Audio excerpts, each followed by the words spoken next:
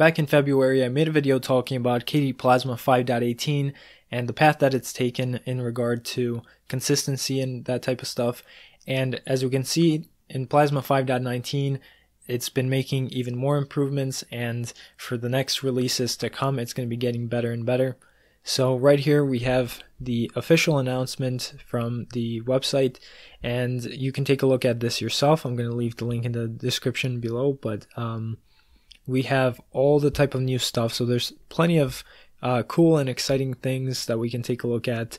There's been a rework of certain Plasma widgets, the way system tray icons, well, the pop-ups, I mean, like as you can see here, the way the pop-ups and the way that the notifications are presented, they're presented in a more consistent way. When it comes to the user avatars, there's now more avatars to choose from, and they have a more modern look to them. And when it comes to the GDK applications, I'm going to showcase some of the improvements in that regard as well. Regarding the system tray pop-ups, when it comes to the audio specifically, I think that it made they made the greatest improvement there, which I'm going to talk about that as well. And for some options within the system settings, they have been reworked, and they are a lot more intuitive now. And when it comes to using KRunner, if you want to access a specific system setting, it opens the window exactly for the settings that you want to change. They've also revamped the info center, and they have some improvements to KWin, and also more and more support for Wayland is coming, which is really nice. It's really good that they're showing more and more support for Wayland. When it comes to Discover and managing Flatpaks, you can add and remove, well, you can remove repositories easier now. Plenty of improvements here, and also the default wallpaper for this release has changed, and it's, as you can see, it's this one. I personally like it. I don't know.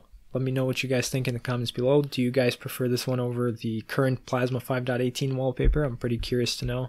I personally prefer it a lot more because the previous one was nice. It fit the typical style, Plasma style and whatnot. It was abstract. It's just the problem is it didn't seem as inspiring because the typical beach, sand and water type wallpapers, I've seen a lot of them.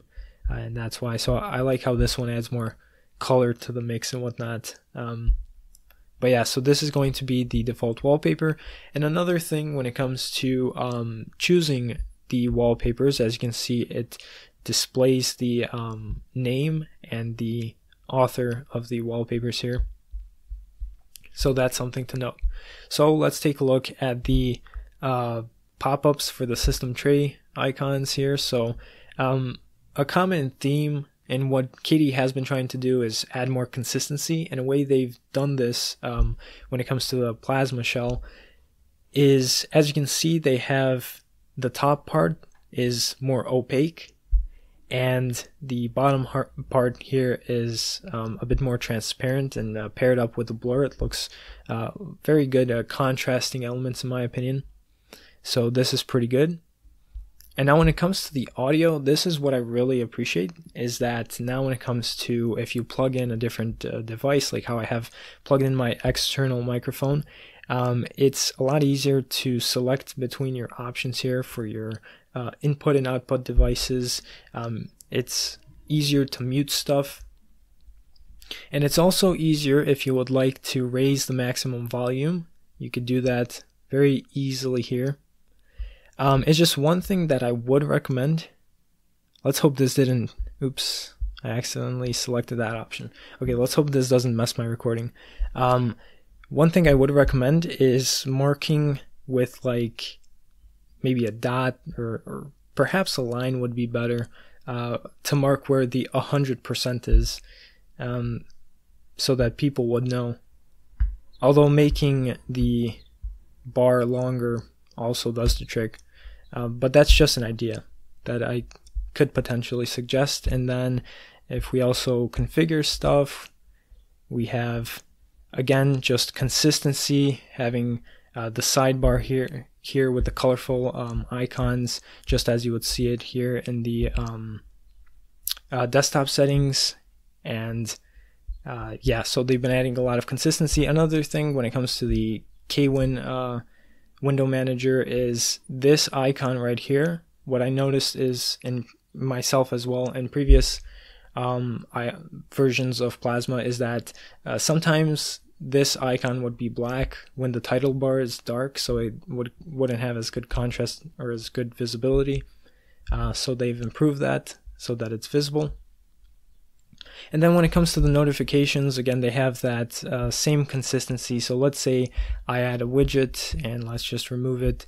And as you can see, this is more or less what your average notification would look like, with your X at the top, having the circle around it to show how much time you have before the notification dies off, essentially, with the kind of title bar. So now everything basically has its own title bar, and with the extra blur for the main portion. Oops, wasn't meant to undo that. And then when you have all your settings here, it's been reworked as well for more consistency, and I must say it looks very nice. Another thing is the clock and calendar here. This is how it looks, but if we go to the options, we have plenty of options here for the calendar. We can choose to show more information here. There's various plugins, and so this is how it could look. Now it says no events for today. I don't know if this is referring to the astronomical ones or not. One thing that I would appreciate is if you could just easily click on a date and just add your own event or something like that. But I don't think that there's any support for that yet. I don't really see anything in regard to that. So that's basically that for the panel and the notifications and whatnot. Next up is if we go to the settings, we can see a couple things here. Now, there's one bug that hasn't really been fixed, and that is, I think it's in workspace behavior, screen locking, appearance. If you uncheck this for the clock so that it's not always shown, for some reason it still shows. It's essentially like this option doesn't do anything. So that's something that I've been noticing, at least with my computer. Another thing is that a suggestion that I would have is when it comes to changing the wallpaper, changing the lock screen, and changing the logout screen, is they're in 3 different places. This is for screen locking, and then under startup and shutdown, here we have the login screen, and here we have the wallpaper for just the desktop. So that's 3 different areas. If they could somehow combine that into one place, or just have it be easier to navigate between all 3 to change them faster, I think that would help, again, when it comes to adding more consistency. Another thing is when it comes to the global theme, it's really nice how you have this presented here, and before you would have to click only on this X button on the top right in order to exit out, but you could just click anywhere on the picture. It was kind of confusing before, but it's a lot easier now to exit out of the previews.